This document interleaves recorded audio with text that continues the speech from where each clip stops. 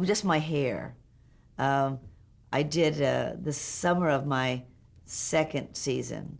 I let my bangs grow out. I'd had enough of bangs for a while, and Clairol didn't want the bangs to go away, so I had to wear this sort of little mustache on my forehead of bangs, because I was wearing my hair parted in the middle by that time, and I wanted it to be that way. It was fashionable, but they insisted on the bangs, so I had to have bangs as that girl.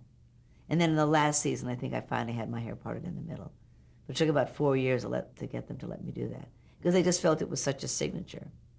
You know, there was a lot of caricatures of that girl, and that was her look. Well, you know, I was in London when this series sold. I was doing Barefoot in the Park. And this was the time of great fashion coming from London in the 60s. Mary Quant and Twiggy and all of that was happening. White boots, fishnet stockings, mini skirts, big sunglasses, big eyelashes, all of that was happening.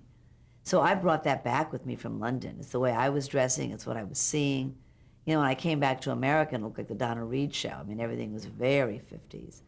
So I brought it with me, and I kind of insisted that we do it. I mean, that this is what was happening. It was in Vogue magazine. It just hadn't really hit the streets yet.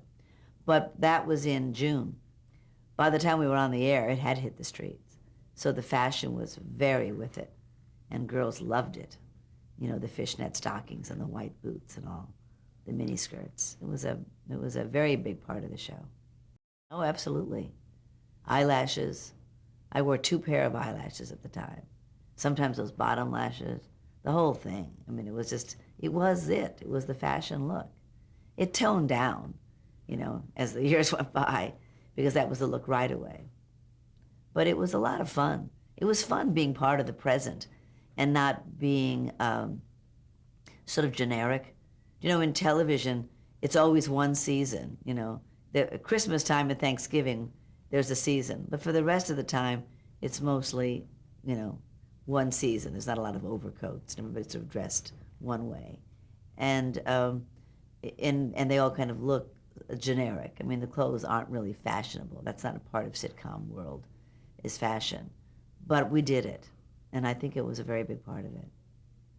Cardinale was one of the designers, and then I had a wonderful costumer with me. Suzanne Smith Brown was her name, and she brought in fashion from everywhere. Giorgio Sant'Angelo, Halston, Oscar de la Renta, all this, Mary Quant, all the stuff from London. She really put it all together. No, Anne-Marie would never have been able to afford it. I don't even think Marlo could have afforded it at that time. It's just Suzanne Smith Brown could afford it, you know. But it really worked. It made it a hot, you know, present show, as opposed to just another look at TV, the TV fashion, which has never been great.